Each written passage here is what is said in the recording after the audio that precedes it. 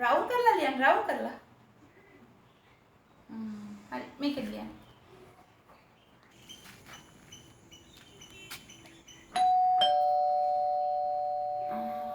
අනේ පුතේ පැටියෝ කවුද කතා කරනවා ගිහලා බලනවා යම. මේ ටිකේ මේ ඉන්ෂුරන්ස් එකේ ඇන්ටි කෙනෙක් කියලා කරදර කරනවා. රක්ෂණී ඇන්ටි නම් අම්මි ගෙදර නෑ කියන්නේ. අද පුතා යන්න.